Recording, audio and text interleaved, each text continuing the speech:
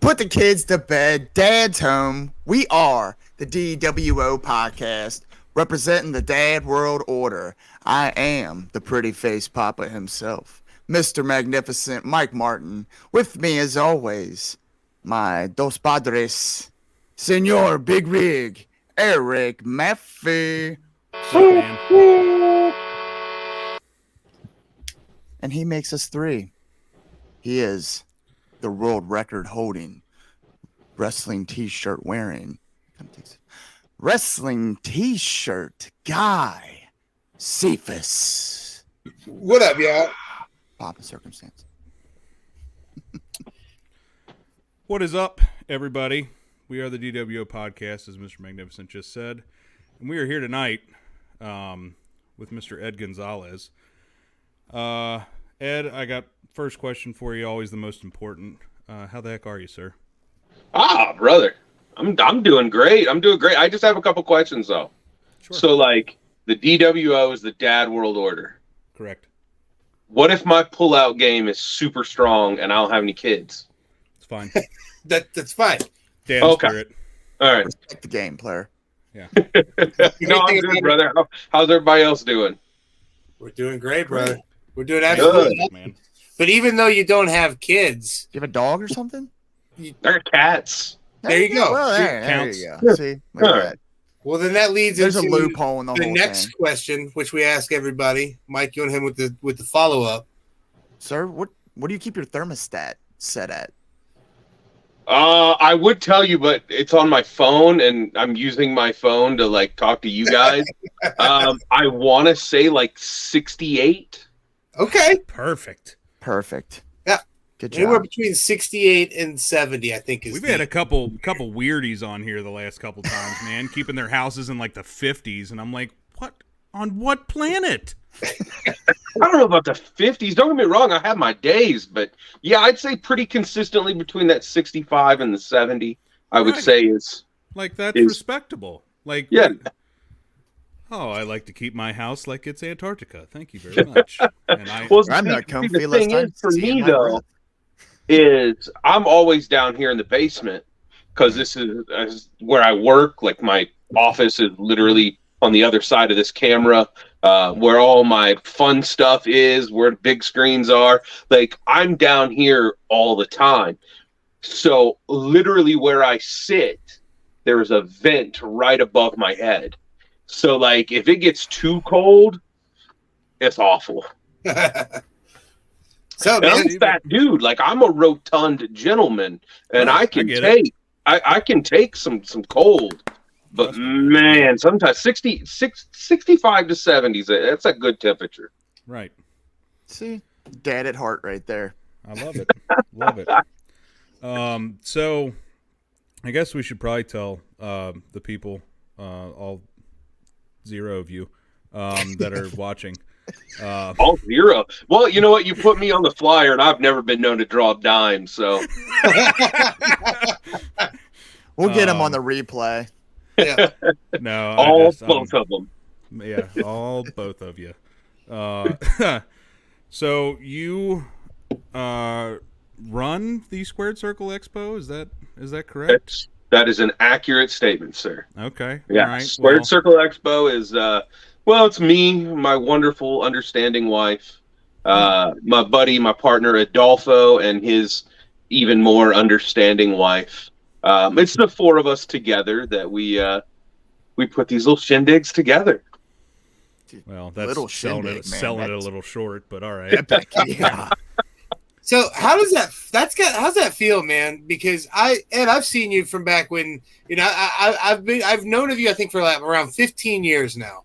And I seen the Squared Circle start from an idea essentially that you guys just barely started talking about, and then it seemed you are the premier wrestling event now. How does it? That's got to feel really cool to be considered that in a lot of wrestling fans' eyes. I'm not going to call us the premier wrestling event because, well, WrestleMania exists. Well, I would say like wrestling. I guess we call it a convention. Yeah. No, listen, man. There's several wrestling conventions out there. Several of them that are really good. But that was the thing about Squared Circle Expo. At its heart was there's big wrestling conventions in California. There's big wrestling conventions in New York, New Jersey. There's big wrestling conventions in Florida. And then wherever WrestleMania is, right? Yeah. Right. There was nothing in the Midwest. No. Like, when I say nothing, I don't mean nothing. I mean, there were shows and autograph signings and stuff like that, but nothing on kind of that bigger scale for pro wrestling. And I'm happy to know that as far as Midwest pro wrestling goes, in just 3 short years, we have started a revolution, I guess you could say. Yeah, man. Yeah, you say that again. Because that was my thing. Like, I always wanted to go to, like a WrestleCade or something like that, but that was always down in the Carolinas on, like, Thanksgiving weekend. And it was like, dude, I can't get away for that. Like, right. If I didn't have any kids or whatever, like, maybe. But, like, I got stuff going on. Half the time I'm working that weekend. So, right. Like, the fact that you were able to do this, and especially doing it in Indianapolis, like, that's a hop, skip, and a jump for us. Like, me too. Amazing. Yeah, absolutely. Awesome. Yeah, brother. I got to bring my. Go ahead. No, man, go ahead, man. I was going to say we just like to keep it in the Midwest. Yeah, I love it. And that the cool thing is my daughter had been wanting to go to an event like this because her favorite part of going to wrestling shows, like, she enjoys the wrestling, don't get me wrong, but her first question is always, are they doing a meet and greet? Like, she loves, which is funny because she gets, like, super shy when she actually gets there, but, like, that's her whole thing. Like, we're going to Revolver on Saturday, and she's like, are they doing a meet and greet? Is it a meet and greet one? Like, that's her biggest thing. And I was like, hey, do you want to go to a show that is one giant meet and greet? And, so she's, like, ecstatic about that, which she had the best time ever, So you guys you've been to the show? We went to the most recent one, yes. Okay, cool. Did you have a good time? Buddy, we had a fantastic time. Good, awesome. Good. I'm happy to hear that. I can go on and on about my experience, but obviously Mike was there with me too. He brought his family, and it was so much fun, man. It was so well done. We are absolutely going to be in attendance. I couldn't because I was in Los Angeles. I couldn't make it back in time. Excuses. At that other event. That's the thing, though. This next year, it is the opposite. It was the opposite weekend this year, but it was. I had a long trip planned. This next year, I'm going to be there every single day. So there you go. And you're hearing it publicly here, on this live podcast, So if anybody wants to call me out on my bullshit, I'm going to prove it. I will be there every day this next year. So here's what Cephas did. Cephas went to one of those conventions out in California instead of going to yours here in the Midwest, is what he did. Shenanigans. Listen, I needed to go acknowledge our tribal chief in person, So I did so. And I'm going to go this next year and acknowledge our tribal chief again because he will still be president. He'll still be champion. I've already had too many drinks already, apparently. Hello. No, man. It's a good time. We try to... she will definitely call you out. I've been in the convention business for, I guess it's over a decade now. I started in the convention business in 2010. Was it 2000? It might have been 11. 2010, 2011. I want to say because that was Days of Whorehound, wasn't it? Not Whorehound, no. We were doing Days of the Dead. Days of the Dead. That's what it was. Yeah. Oh, wow. And once we kind of took a bow out from that and let one of the other guys just take that over because it just became a thing that wasn't wasn't for us anymore. And we kind of sat around for about a year. This was like 2018, I think, 2019, somewhere in there. And, creative minds, as creative minds are, they can never sit at rest. You know what I mean? Mm-hmm. So it became one of those things like, man, we got to do something. We got to do something. And, at first we're like, well, we're not going to do another horror convention. Like that just, like that's so saturated, the horror convention world. A lot of them. Yeah. Yeah. And then I said, well, man, listen, at the time, I said, I've been in the pro wrestling business for, probably 15 years at the time. Right. Maybe even more. And I was like, I have all these connections in pro wrestling. Why don't we try a pro wrestling convention? And it's just one of those things that started out as an idea. And it just, like you said, 3 years later, well, our original one was supposed to be 2020, but obviously COVID and all that jazz. Yeah, we spent about $10,000 in advertising. And then I remember when COVID struck, it was in March, and we were scheduled for our first show in May of 2020. Oh, no. And I just remember us texting and whatnot, and it was just like, dude, this shit'll be over in 2 weeks, man. We're fine. Come May, dude, we're golden. Yeah, we are fine. And then it went from March to April, and now we're all locked in our house. And I'm going, I think we're fine, man. I think we're going to be fine. And the latest.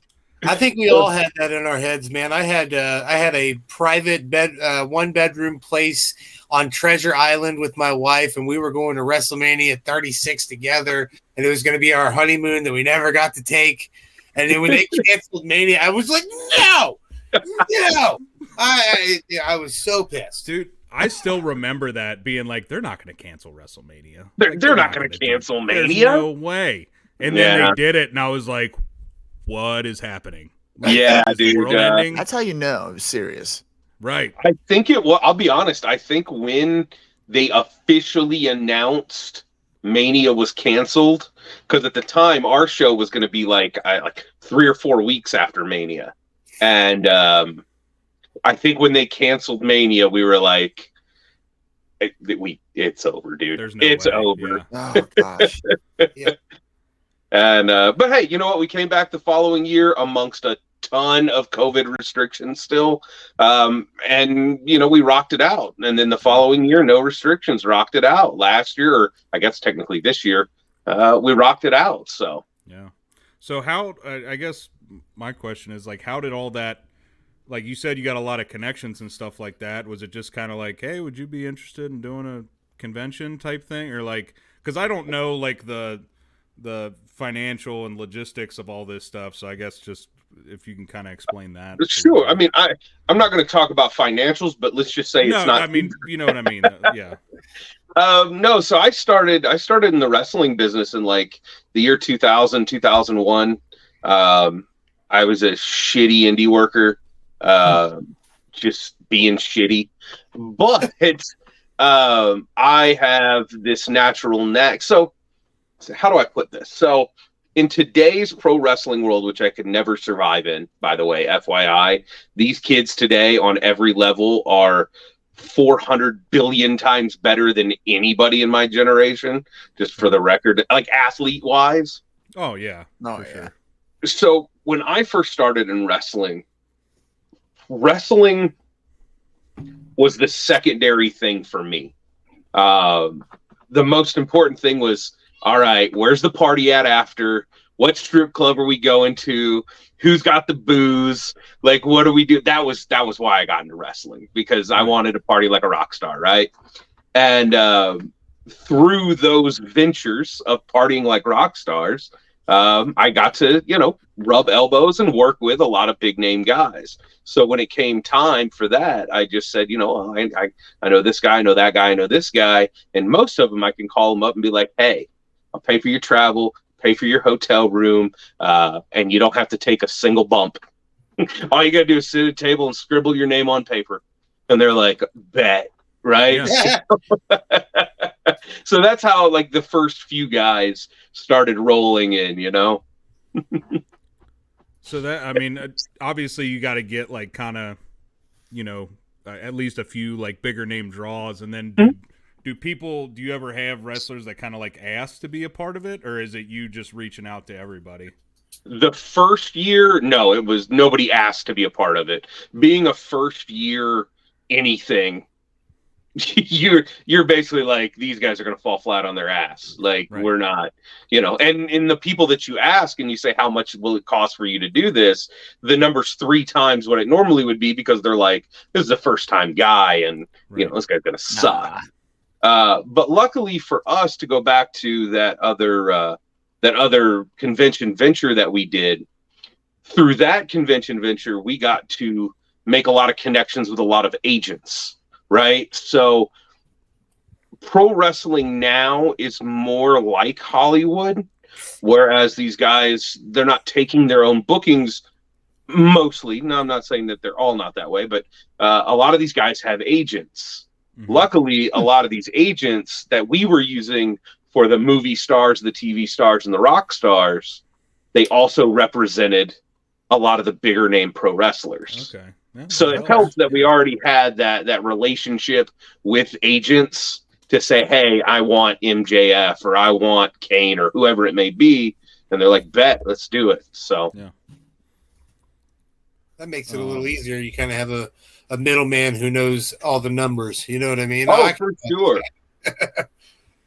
Oh, for sure. Yeah, because I mean, obviously you had the experience doing, the horror conventions and stuff like that, but it's one of those things where like I wouldn't even know, like, I mean, even now, like when we do sponsorships for stuff, we're like, what is like the going rate on stuff like this? I don't know if I'm getting like screwed or if this is a good thing or Right. whatever.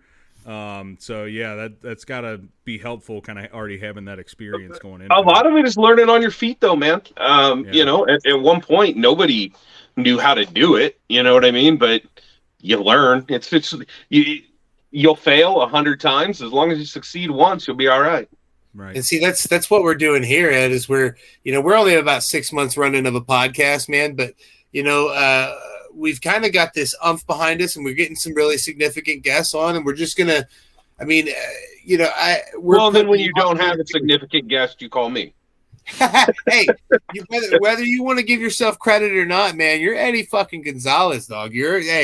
Listen, you may not think you're the greatest wrestler, but you've entertained me several times. You've entertained me once. I was there with him when you wrestled Hooks at Battle on the Border.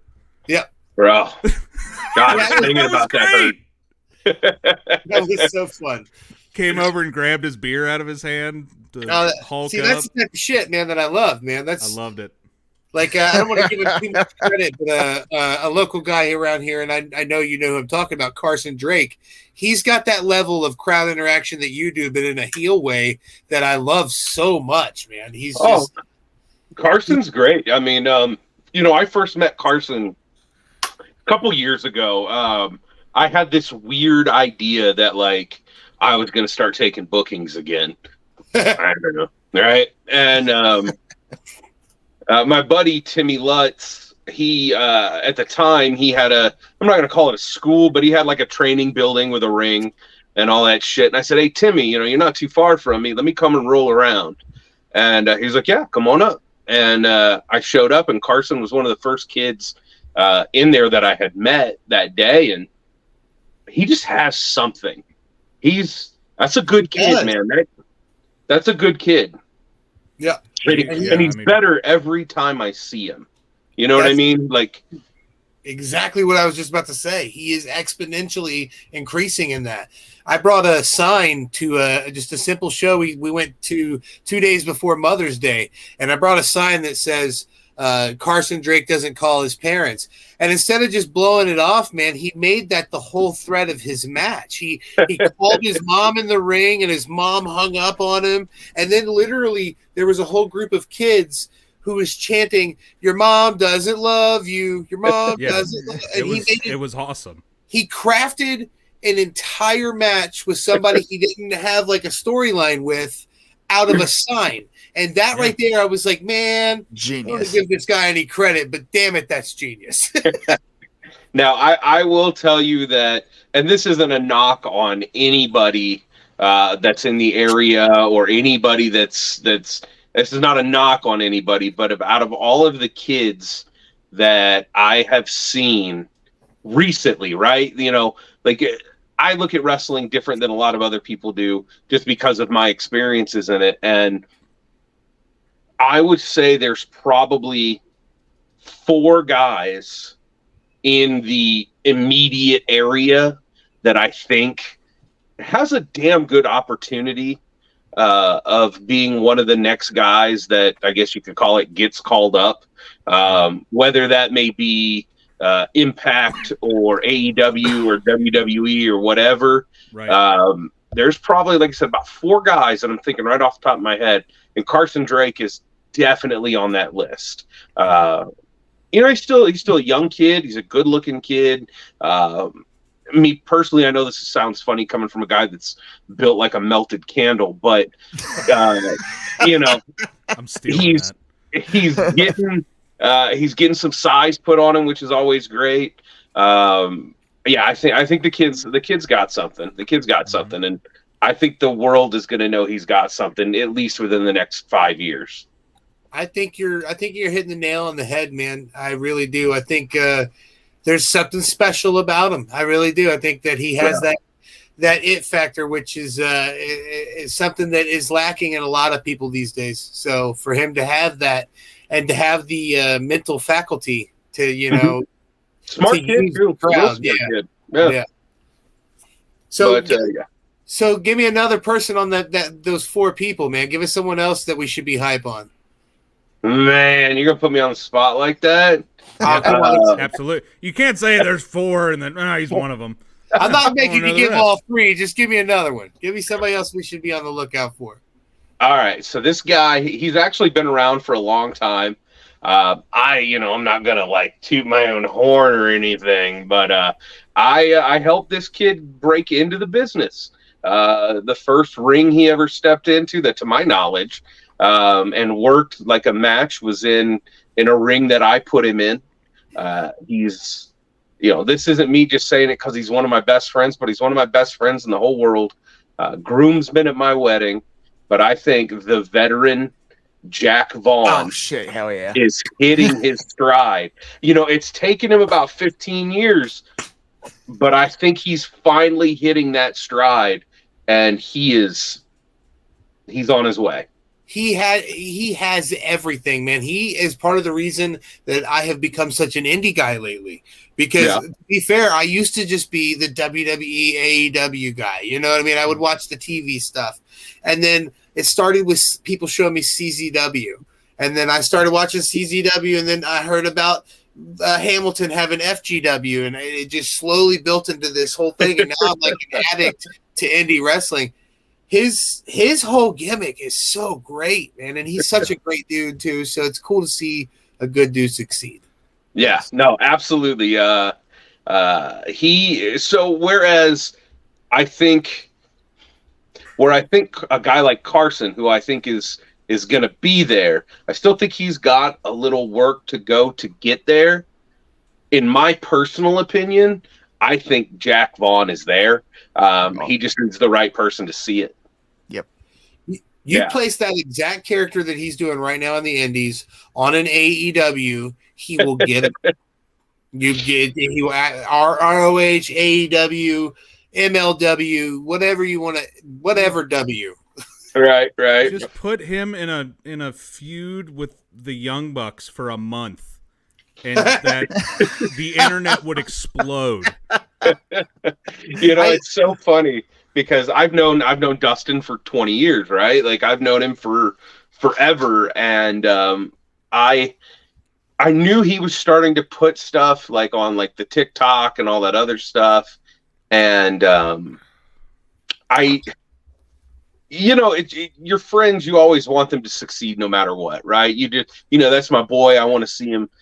I didn't realize how over that he was with his TikTok until this was probably almost a year ago, give or take. And I knew that the Headbangers were coming to town for Tri-State Wrestling, somewhere that was like, I don't know, it was like 40 minutes from my house. And the Headbangers, let me tell you something, guys. Those two dudes are two of, hands down, the coolest dudes on the history of planet Earth. Like, the whole history of planet Earth. Mosh and Thrasher, dudes. Like, just dudes. And I knew they were in town. And me and the wife, we weren't doing anything. I said, hey, let's run over to this show real quick. Just say hey, and then we'll take off and head to do whatever we want to do. And so we go in, we show up, and of course we see everybody get big hugs, you know what I mean? And these two guys were over on the other side of the locker room. These are the two guys that were going to be working with Mosh and Thrash. And they're like talking about something, man. You know, big goofy spots, right? Like just craziness. And you know, of course they're like, do they know they're working with us? Like, right. And so they start laughing, and then all of a sudden Mosh goes, oh my God, bro, have you seen this guy on TikTok? He calls himself the Veteran, I think. And I pop huge because that's my boy. And I go, oh my God, that's my dude Dustin. All of a sudden Mosh pulls out his phone, and he's literally got all of Jack Vaughn's videos saved like on his phone. And he's just putting them over. Oh. And it was at that point I knew Jack Vaughn is over. He's got Jack something. Vaughn is over. Yeah. I mean, just the fact that like I wanted to buy like the shirt I wanted the most from him is literally just the leg with the hand next to it and the asterisk thigh slap. Like getting that, like something that like, you know, most of the smart mark community, like they realize that a thigh slap is a thing. And just the amount of enraged people in his comments just makes me the happiest. It really does. People get so mad, and it's just like, dude, it's wrestling, man. Yeah. Someone in his comments had such a brilliant idea the other day, and I hope that he uses it. He commented back that he liked the idea, but someone had the idea of Jack needing to throw people into the tree of woe and then act like he's going to do something super dangerous and just slap their thigh. I was like, oh, that is fucking brilliant. I hope that Jack adopts that. Instead of giving chops in the corner, let's chop their thighs. You know what I mean? I feel like that would be so good. But yeah, you know, those are two guys. And again, I'm not knocking anybody that I haven't mentioned, right? Like, but those two guys immediately come to mind as far as, in my opinion, two local guys that I think could do something. I would absolutely love to see Jack Vaughn on an AEW. Like, just, and you know, it's really funny too, because you know when we started with, so back nowadays there's pro wrestling on every corner, right? Good wrestling, bad wrestling, and everything in between wrestling. And back when I started, and Dustin, you know, same time frame. Or I'm sorry, Jack. That's gonna kill me. I'm sorry, guys. Just dropping a name or two, you know. I know. You either worked for the HWA or you worked for NWF. That was really it. Like there were these little outlaw shows around, but overall it was either HWA or NWF. Well, I went with the HWA, and he went with the NWF. And it's just one of those things. And of course, you have your nice friendly rivalry, right? But back then, you know, one of the big companies, you know, of course, you had, you know, your WWF, WCW had just shut down, ECW had just shut down, and OVW to us was like, that was a big deal because at the time they were the WWE or F developmental. Farms. And so when I saw Jack win the OVW title, that one to me too, that one was like I felt that one. That one was cool. So I was hoping he was on that list because he was wanting, and I went up to a Future Great Wrestling show with Cephas, and he immediately captivated. Luckily for me, being my first show, I had like a 10-year-old little kid next to me that literally filled me in on every storyline going on. So I was like in the know right then and there. So, but yeah, no, I mean Jack, we've had him on as a guest before also, and just an incredibly awesome guy. I like the Yeah. fact that he actually uses people give him shit about his TikToks and stuff, but he actually uses that as part of the character and everything too. Absolutely brilliant. Again, to go back because I'm old, our social media was like MySpace. Yeah. I think our original like advertising of social media was LiveJournal. If that, and we had our own GeoCities websites. Yeah. So now that you've got your Facebook and your Instagram and your TikTok and your YouTube, I mean everything, use every ounce of that. Like Right. there should never be a stone that you don't overturn to find your next opportunity. Jack has been around for so long that TikTok wasn't a thing, right? Like, what is that app? Like 4 years old, 5 years old? I don't know. I just joined it like a year or two ago, but there's this new medium to get yourself over. Why would you not use it? Why would every pro wrestler ever not use that? It's beyond me. Well, and I mean, you see it all the time now. I mean, like, obviously Cardona does this brilliantly. Like, he just posts his little, promo videos and stuff that gets a bazillion likes and, all that stuff. Hey, like, and that's Squared Circle Expo champion, Matt Cardona. Matt Cardona, Squared Circle Expo champ. I respect that so much, by the way. I have 3 or 4 Zack Ryder shirts. I've been a woo fan forever.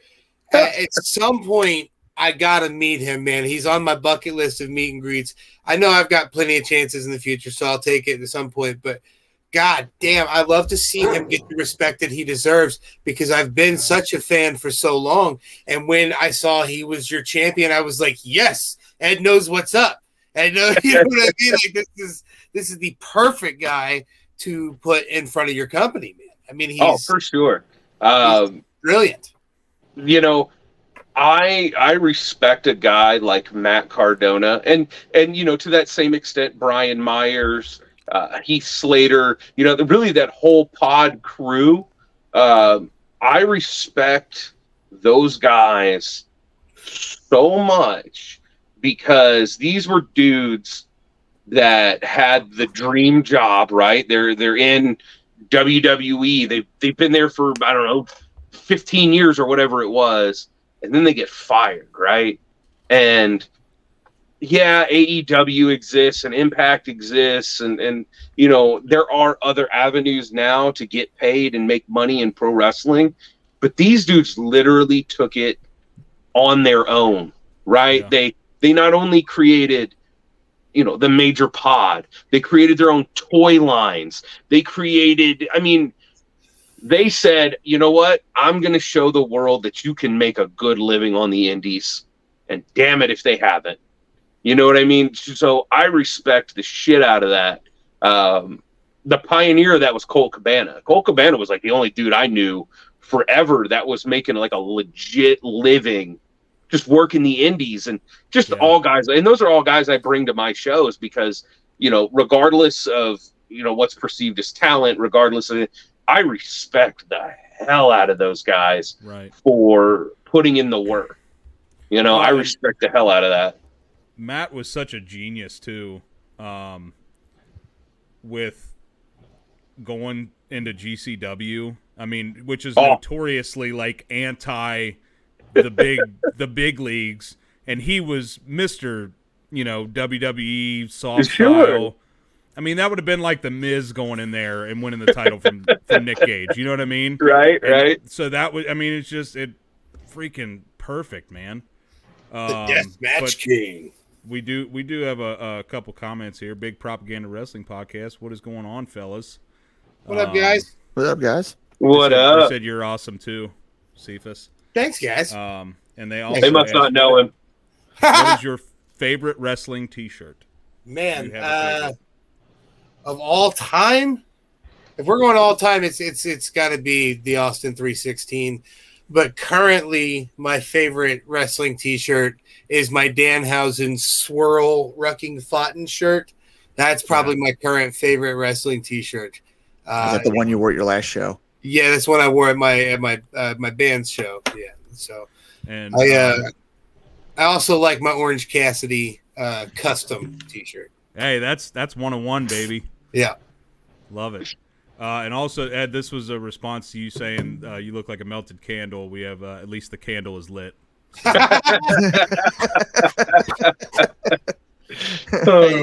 That can get a man through a whole month right there. A good comment like that. The thing I really like about Cardona and company and them, it seems like they're having more fun now. Yeah, for sure. In that kind of less structured environment, maybe. I don't know if that's the right way to put it. I mean, think about it. It doesn't matter if you're in pro wrestling or, you work on cars or, you sell Avon, right? Like the dream, no matter what your profession is, the dream is to be your own boss, to make your own hours, to do what you want when you want, have fun doing it, and make a living at it. That's the dream for America, right? Mm-hmm. Like, and that's what those guys are doing in pro wrestling. Dream, baby. Yeah, dream. Sorry, we did have. Shout out to Briscoe. Doggy has. I don't know. Do you have a comment, Briscoe? No. No comment. No comment. So, Ed, we got to touch on it, man, because I am a absolute plastic addict as well, as you can see from all the toys behind me. How many Funko Pops do you have? Do you know an approximate number? So here's what I can tell you. At one point, I probably owned somewhere in the neighborhood of 2,500 to 3,000. Wow. What? At one point. So here's the thing, right? Like, I have what a doctor would call what? I have what a doctor would call an addictive personality, right? Like, if I own one of something, I feel compelled to own all of something. Oh, absolutely. If I have one beer, I feel compelled to have 30 beers. No matter what, I can't do something once, right? And when I first got into Funko Pops, it's actually really funny because I remember seeing them in the store. And I was like, those are the dumbest things I've ever seen in my life. I was like, they're like bobbleheads, but they don't bobble. Like, who's buying those? Right? And, you go on. Well, one day at one of our horror conventions, a vendor had some Funko Pops, and they had like, a bunch of horror ones, obviously, right? Like Sam from Trick or Treat, Captain Spaulding, all those guys. And I'm like, well, damn, those ones are actually kind of cool. Right? And so I picked some up. And then, they just sat on a shelf. I didn't pay attention to them. They were just 3 or 4 pops, whatever, sitting on a shelf. And then I pre-ordered one of the WWE video games. I don't remember what year it was, 2K14 or something, that if you bought the like Ultimate Edition, it came with a Hollywood Hogan Funko Pop. Ooh, nice. And I'm like, all right, well, I'm gonna buy the game anyway, right? I may as well just buy, again, go big or go home. I may as well just buy like the big one for the Funko Pop, the Ultimate Collection. And then I buy it, and I just put that Funko Pop on a shelf. One day I was sitting on a couch with Heather, my wife, and she's just playing on her phone, and she goes, honey, I was just on eBay. Did you know that Hulk Hogan Funko Pop is selling for like $200? And I'm like, shut up. Come No, again? it's not. No, it's not. That's stupid. And she goes, no, look. And I'm like, oh, that's cool. Look at the other ones. And then like Captain Spaulding. Here we go. So she looks at like Sam from Trick or Treat. She's like, this one's $100. This one's $200. And I'm like, shut What? up. Like, yeah. And I said, well, that's cool, but I'm never going to spend more than $10 on one of these. I might buy one if they're cool. And then 3,000 Funko Pops later, when the obsession kicks in, now I'm spending, $500 on a Funko Pop or $1,000 on a Funko Pop. Just and to have it. Because I needed to have it. But you know why I needed to have it? Because you didn't have it. If you don't have it, that means I've got to have it. Like, that's just like, that's how my brain works. I'm a very keeping up with the Joneses kind of guy. Right. And I will tell you that I was fully obsessed with Funko Pops. I mean, look at it. You see this Funko sign right here? I got that from that's a Hot Topic display sign. The only way you can get that is if you're a Hot Topic. You know how I got it? I walked into a Hot Topic that was closing down. And I said, how much for the Funko sign? And they're like, it's not for sale. I said, everything's for sale. Right. You're going out of business. I disagree. Sign on your door says everything must go. Everything has a price. And so now I have that Funko sign. Awesome. I don't know, Ed. You're pretty Hot Topic, buddy. All right. So, but I will say this. Go ahead. My passion and my love for Funko Pops has greatly diminished. I'm actually considering just selling the lot. Here's the thing. COVID killed it for me. COVID killed my passion for Funko. And this is how. One of my favorite, I love the thrill of the hunt. Okay. Right. I don't care what it is. It's not always about the destination. It's the journey. Right. So yes, I have this really cool Funko Pop that's really hard to get and it's really expensive, but that's not the cool part. The cool part is what I had to do to obtain it. Yes. Right. I get that. Sure. So I was the guy that would go to a mall or a Target or whatever and stand in front of their doors at 4:30 in the morning. Wait for them. And wait until they opened. Yeah. So that I knew that I would be the first person in line to get what I wanted. I could not tell you how many times I did that. Because it was my thing. Like, it was the thrill of the hunt. I remember one day, Walgreens was getting exclusive Funko Pops. And where I worked, there was a Walgreens probably, a block down the road. I went, they were like, oh, we got the truck, but we need to unload the truck. I'm like, all right, cool. I came back 2 hours later. Hey, man, we haven't got that off the truck yet. Okay, cool. 2 hours later, I went to this Walgreens 10 times in one day. And finally I said, dude, I will help you unload this truck. Like, whatever's taking so long, give me some gloves, let's go. And luckily I didn't have to. And he's like, no, man, we actually got it. And that's the shit I would do. But COVID killed all that. Now everything is a 3 or 4 month pre-order in advance. You want this? Just buy it online and wait 3 months and it'll show up. Right. There's no hunt anymore. There's no hunt anymore. And that really killed my passion for it. Plus, I don't know what you guys are into, but I hate anime. I hate anime. Anime of all kind. Japanese anime, to me, I hate it. And 90% of what Funko has been putting out for the last year and a half is just anime. And I get it. That's a smart business decision because there's a ton of virgins that love anime. Ton. And I get it. And it's a smart business decision for them. It's not for me. So if I've got $100,000 worth of Funko Pops or more, why don't I just sell them all and have $100,000? Start something new? Right.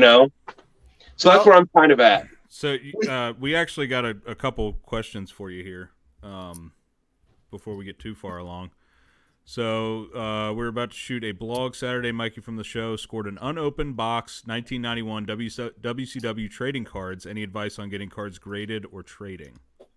No, I have no idea.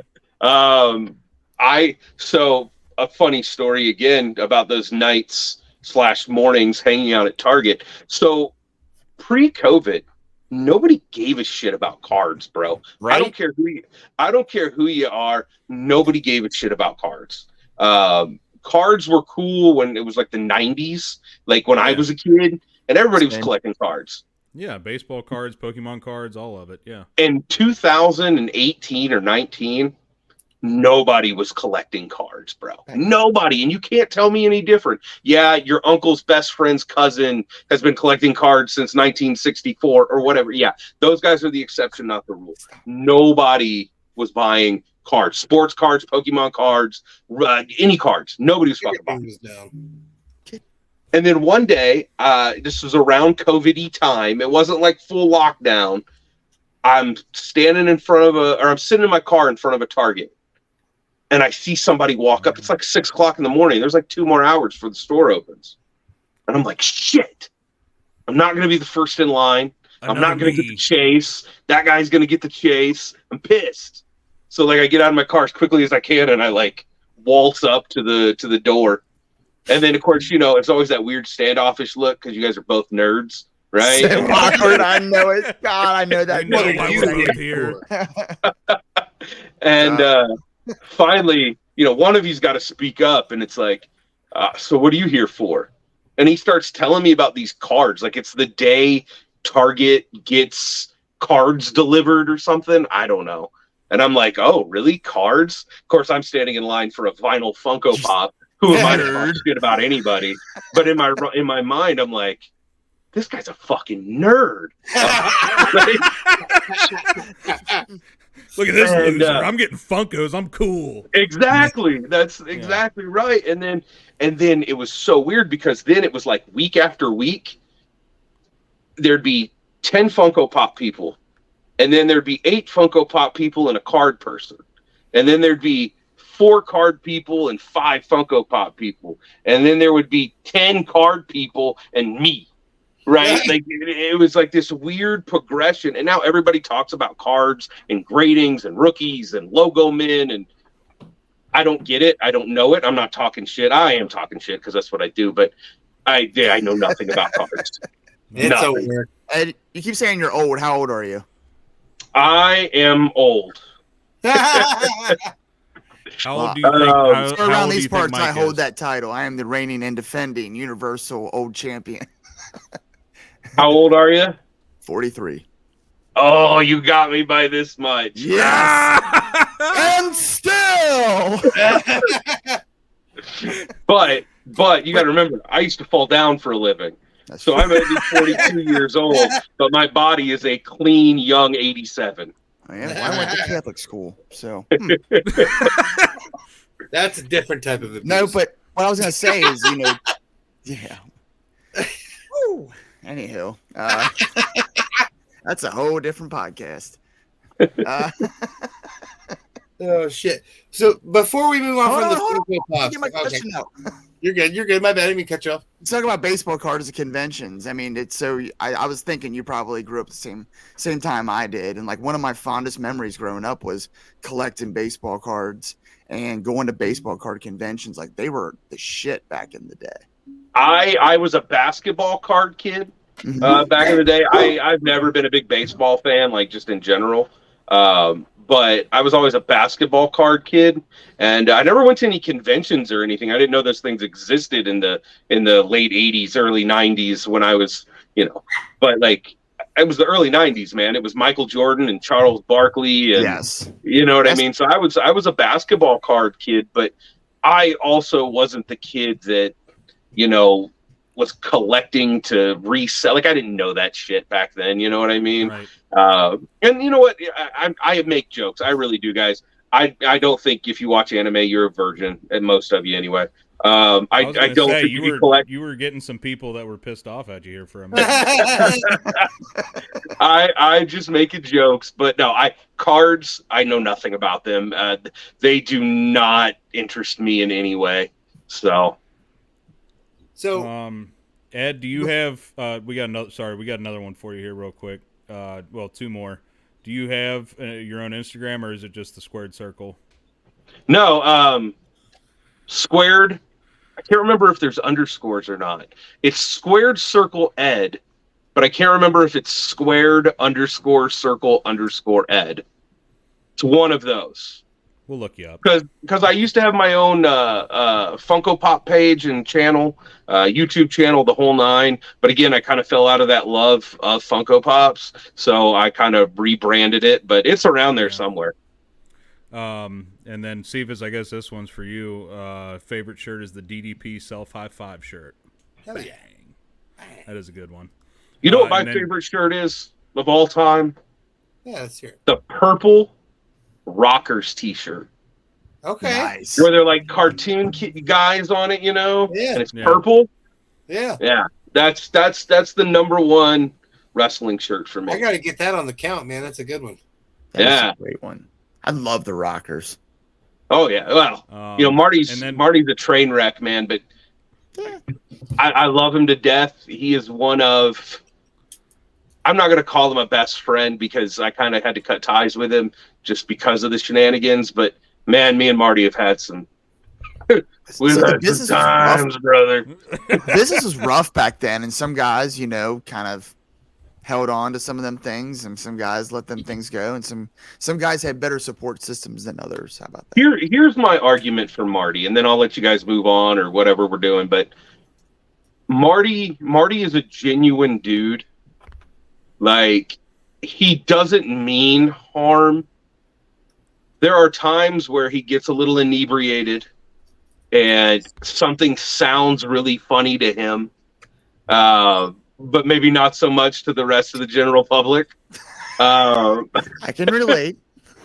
but my thing with Marty is it's like, guys, this man gave his entire life to pro wrestling, right? Like, this guy gave his entire life to pro wrestling.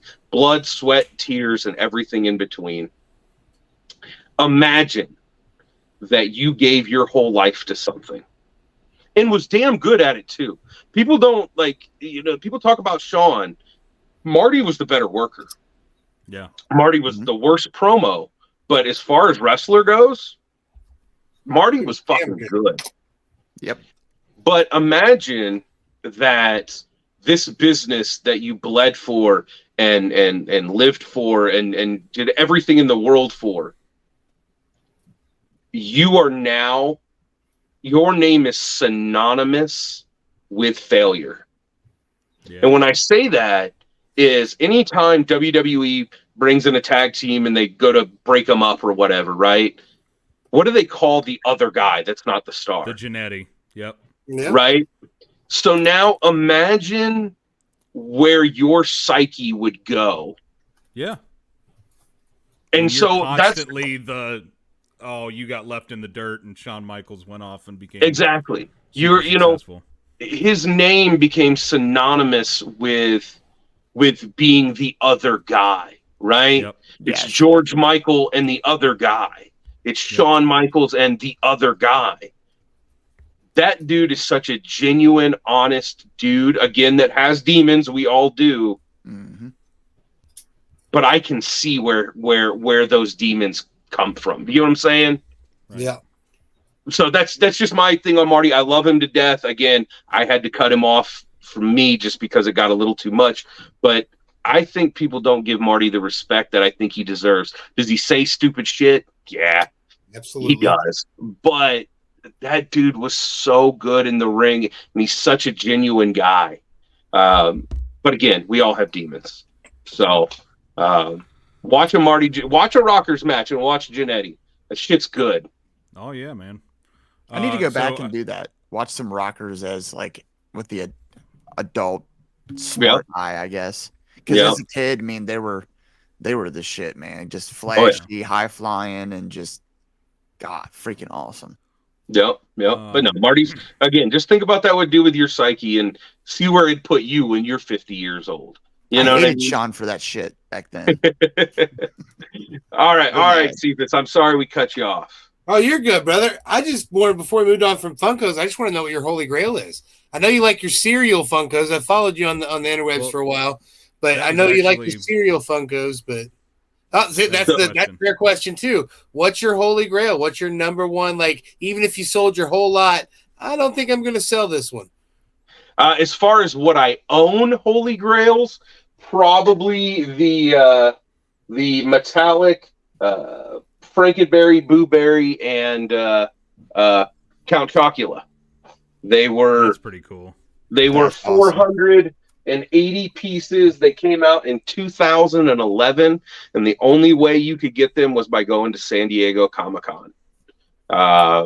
They're Wow. roughly they're roughly about $1,000 a piece.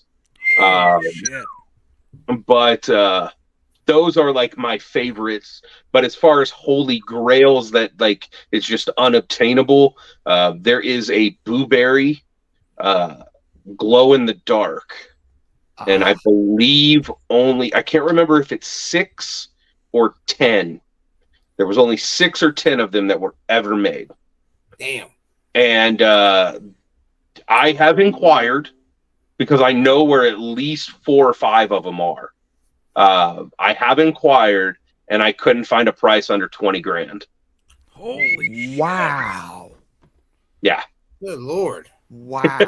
You must That's really like crazy. cereal. I guess I that mean- should be our next question. What's your favorite breakfast food? Is it Blueberry? Is it Frankenberry? Man, that's like Sophie's choice, man. I don't know. I did see they're making a new cereal monster, which I'm not about. I don't like that. Yeah. It's gonna be weird because it's this day and age too. It's gonna be Yeah. something. Yeah. It's not gonna be the same. I know it's a chick, isn't it? I saw it's a girl. I can't remember what demon or whatever it is, but She looks like a Frankenstein Bratz doll. Like a Bride of Frankenberry? It's something Creeper, Carmela Creeper, or something like that. No, just make Bride of Frankenberry. That'd be cool. At at least. least let Frankenberry get some. You like the little Yeah. wigs with the lightning bolts up it. Yeah. But yeah, I don't know. It looks like a Colorado's Bratz doll. Kellogg. What's happening? So, what time is it? I don't have my watch on. You guys got to tell me. We've been going for about an hour right now. It's about Almost an hour, 9:30. Yeah. Well, okay, all right. I'm knocking on the door in an hour. Yeah, I'm old, man. I go to bed at like 10 o'clock. Can't say that. Yeah. That's why when I hit we you did out get there you're- early. We're not old. We just feel old. Oh, you ain't kidding. That's accurate. Now, it's only the next morning. Yeah. That's when I feel old. I always say I can still drink with the best of them. It's the recovering part I suck at. Dude, those are, I can drink all this and still get up tomorrow, and I'll just get gas in the morning, are 2 of the worst adult decisions an adult can make. Thanks for calling me out because I have to do that in the morning. My gas light came on and mind you, I live a rock's throw from a UDF. Like I can see it from my deck, and I pass it as my gas light comes on, and I'm like, I'll get it in the morning. I'll just get it in the morning. And it's gonna be a horrible decision. I already know. And then you're going to stand there and you're going to go, oh, I should have got it last night. Yeah, why am I doing Come on. this? Yep. Because that only happens on the mornings that everything happens and you're running late and you just have enough time to get to work and you're like get in the car and it's bing bing bing bing. You son of a bitch. Yep. Luckily, I work from home now, so I don't have to worry about that too much. Well, luckily my Lucky. gas light, for some reason, I drive a Dodge Ram, and for some reason my gas light, when it comes on, I still have like, I don't know, well over like 150 miles left of gas. It just Why like does it comes sound on like you've super like early. tested that way beyond what you tested it? Well, I have the thing where you can do like the estimated left. So like when it came on one time, I was like, I want to see how much it is. And I mean, granted, I have tested it to its limits a few times. we all have. I'm just Yeah. it's bullshitting. I can make it up. I can make it up to Hamilton on this. Yeah. 1 mile to empty. Yep. Are you guys all in like the Dayton, Cincinnati area? They're in Me and northern Mike- Kentucky. Me and Mike Oh, are Northern me too. Kentucky. Yeah. I'm in Kentucky as well. Really? Okay. So Yeah. Cephas is the piece of shit. Right on. Oh, Boone yeah. County, baby. I'm up here I'm in Boone County as well. Kentucky. I'm in Really? Kenton. Yeah. How neat is that? Yeah, I'm in good old Hebron, Kentucky. Oh, okay. No you. shit. Yeah. Ridgewood. Well, I will be over by you tomorrow morning when I go pick my daughter up. So she goes to school at Goodridge. Granted, she's not in school right now, but that's where her mom lives. Anyway. Right on. Anyway. So if you're I not digress. going to Revolver this weekend, Ed, what's your next your wrestling show on your horizon, if you will? I'm gonna be right now. I'm working with Premier Streaming Network. You guys check out watchpsn.com. The Premier Streaming Network is it is the new kid on the block when it comes to combat sports and pro wrestling streaming. You can check out Squared Circle Expo 3 on Premier Streaming Network. I believe they just signed Tri-State Wrestling as well, which is kind of a local place. They have all of CZW's library, CFIS, if you want to take a trip down memory lane. But they are running an event in New Jersey September 9th, and I'm helping them put together a lineup and for like meet and greets and stuff like that. And awesome. So that's the next thing that's on my horizon is somewhere in the middle of disgusting New Jersey, putting together a pro wrestling show. I mean, it's a hotbed for it, unfortunately, but yeah. So, but other than that, every now and again I'll get a wild hair at my ass if I'm just sitting at home on a Saturday or something, and I'm like, oh, who's running? And then Saturday. Yeah, but that's Dayton, Ohio, bro. That's so far. We get carpool, we're in bro. Kentucky. We'll I'll swoop by and pick you up, man. Come on, man. We'll get some McDunks on the way. That'd be great. Get to watch Takeshita live in a little auditorium. That'll be cool. His name is spelled Take a Shitta. Yes, it is. Damn you, Max. Can never unsee that. Solid talent, for real. Dude, we get to watch the Rascals and Ricky Shane Page versus SGC and John Moxley. Like, I'm going to be honest. You said one name there I recognize. What about Motor City Machine Guns versus the ABC? Or Bullet Club. Oh, Austin. Ace Austin. Ace Austin and Chris Bay. Ace Austin worked on my last show. He's a good kid. Yeah. That's a good kid. Yeah. Excellent. You should come say hi to him on Saturday. Oh, shit. Me and Eric are going to show up at your house. These two idiots. Dad, Who are these let's two go. idiots at my front door? Hey, how are you?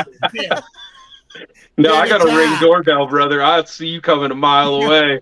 It's going to be our faces. Hey! I'll have Emmy with me. I can have her just do like the puppy dog eyes and be like, "Please come, please, sir." I'm good. Please. I'm good. And I know we're gonna have to talk about this off air, man. But I definitely want to work out something where we can sponsor Squared Circle Expo, and we definitely do some work together, man. We are living by the mantra. You never know unless you ask. So we want to work like you were talking about rubbing elbows with giants. I think we want to do the same thing ourselves, man, and that's what we're going to try to continually do. And we're going to try to build this podcast as much as we can, man. And I feel like working together will be rock and roll, brother. Hey, man, I know that at our first Squared Circle Expo, there were, and God, I'm sorry, I apologize. I don't remember the name of the podcast, or I'd plug you. But things don't stay in here very long, guys. I'm sorry. But a good brother hit me up, and he just said, "Hey, man, I want to thank you." And I was like, "For what?" And he's like, "Man, we had this idea for a podcast, and we launched it at your first Squared Circle Expo. And we went from, 20 views or whatever to by the third Squared Circle Expo, we're getting 20,000 views a week." It's awesome. And that's the thing, man. We have no problem investing in ourselves and in our future. Does that happen to be SRS with Fightful? Sean Ross. Sean Rossap? No, but you know what? I just met him at the last. He came to Squared Circle Expo this past one. Oh, I saw him. Yeah, no, he's a super cool guy. He's a Yeah, Kentuckian. no, I'd never met him. He was a cool dude. Yeah, I met him for the first time there too. Yeah. Thank you, by the way. That was my first wrestling convention ever, man, and now I'm fucking spoiled. You know, so it really was, man. That was 4 better be. You know, the next year better just.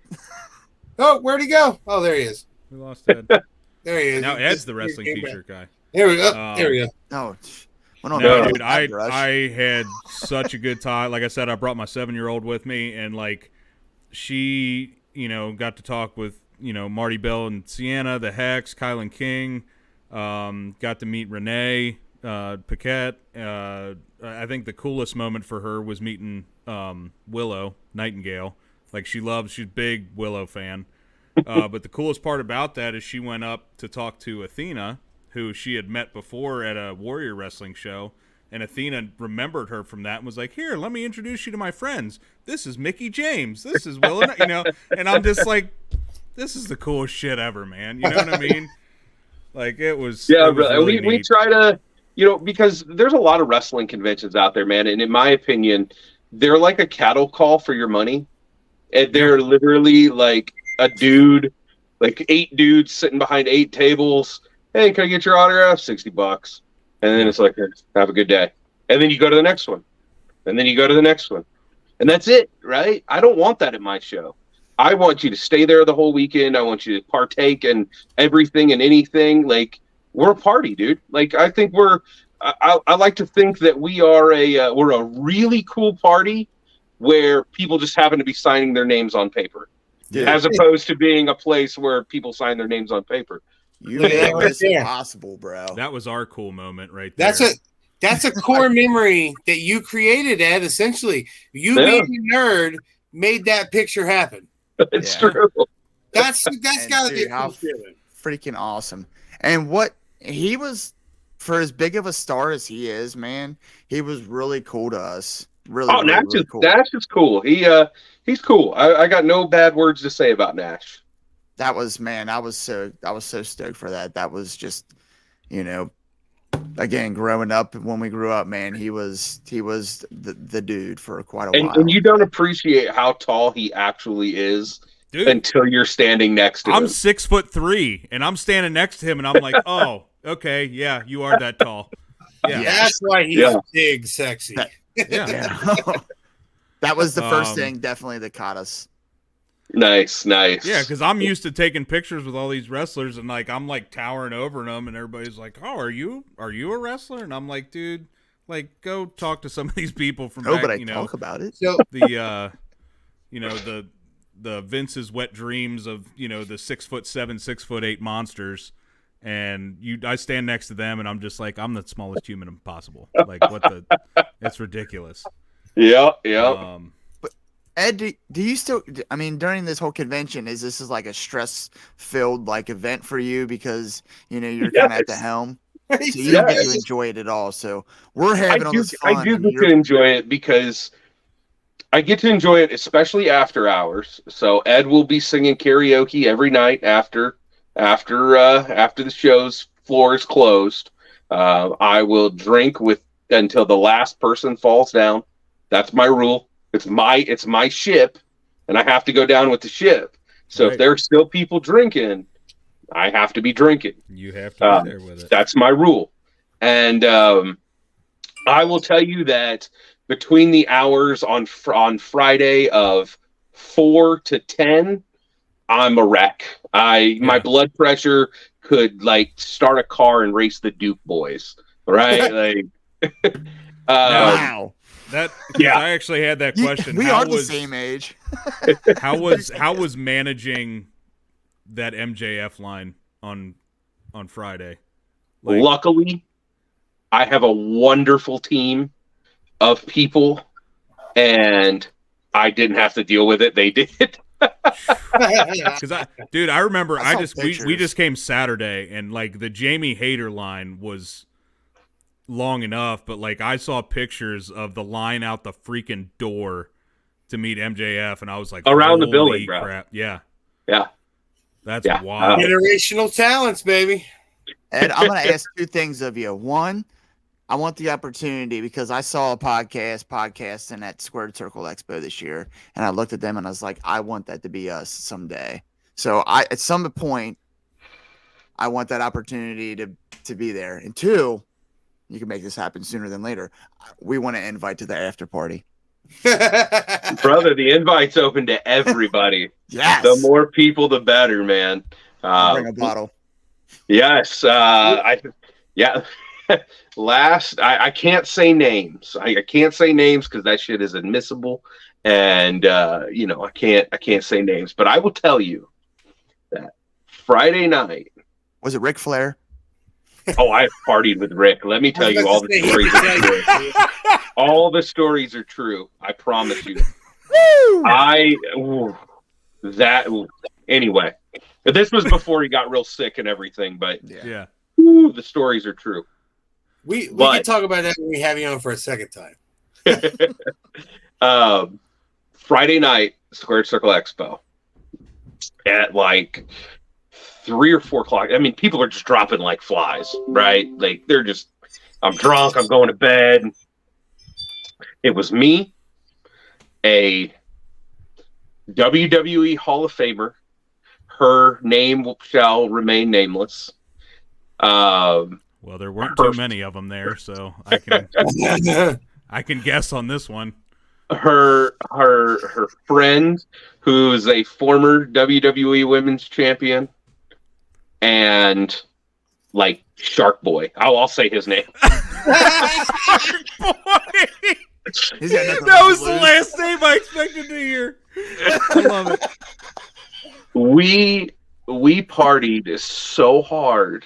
Yes. Love that. So hard that the next morning I went up to said Hall of Famer and I said, "Are you okay?"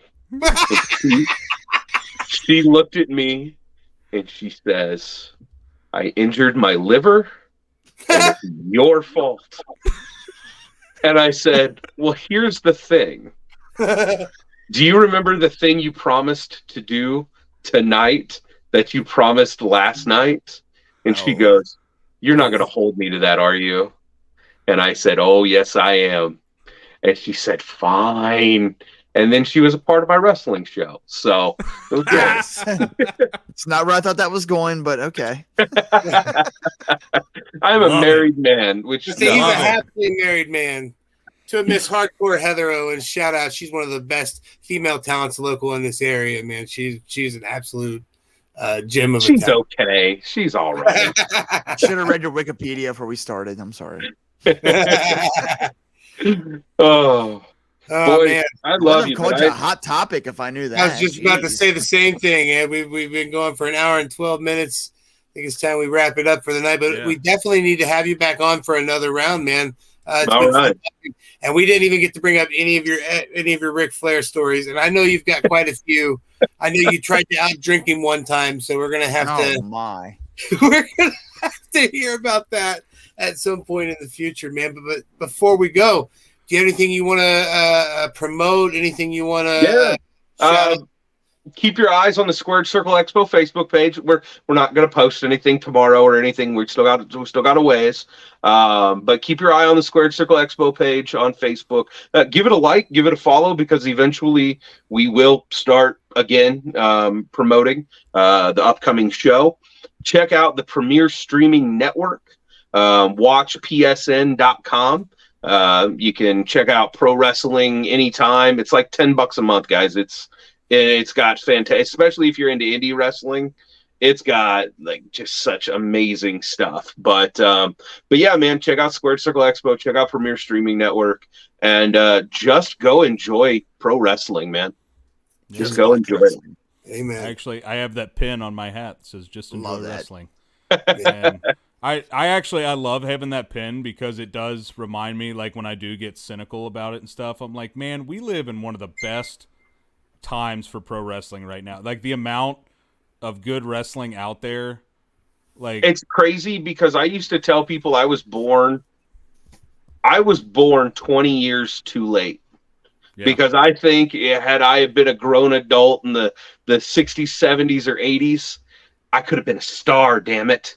You are a star, Ed. But I'll be honest, right now, oh my God, pro wrestling just as a whole, right? I'm not just talking like WWE or AEW, pro wrestling, like the whole encompassing industry is so hot right now. And there's so many opportunities to make money or to watch as a fan.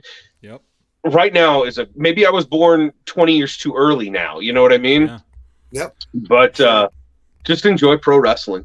Yeah, It's I fun. mean, we talk about it all the time. Like, man, we don't have enough hours in the day sometimes to watch all the wrestling that's on every week. Isn't it great?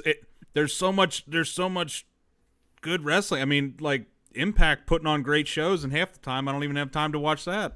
I'm telling you right now, guys, heed my word. Impact is putting on some of the best wrestling in the industry right now. Yep. And it's a shame that not enough people are watching it. And I get it; it's on Access, like it's not a channel everybody gets. But they are legit, low key, putting on some of the best wrestling happening right now. Dude, their pay-per-views are out of this world. Yeah, The matches they're putting on.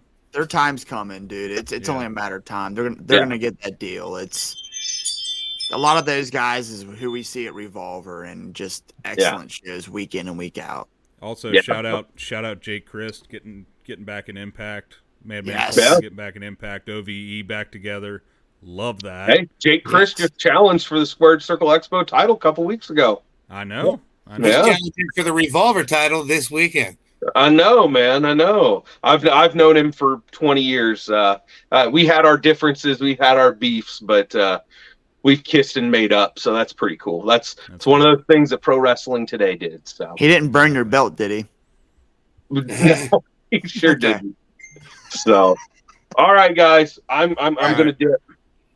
All right. We have been the DWO podcast. I have been Big Rig. He has been Mr. Magnificent Mike Martin. He has been Wrestling T-shirt guy Cephas, and he has been Mr. Ed Gonzales, the co-founder and current operator of Squared Circle Expo. Make sure you check that out. Is that coming next April? You guys announced a date yet? March. Okay. March 29th and 30th. Awesome. Oh. March 29th and 30th. Mark it on your calendars. That is one of the best times for anybody that is a fan of pro wrestling. I'm telling you. I'm hoping I can go more than one day next year. So rock and roll, guys. Thanks again, Ed. Until next time, Top Dads out.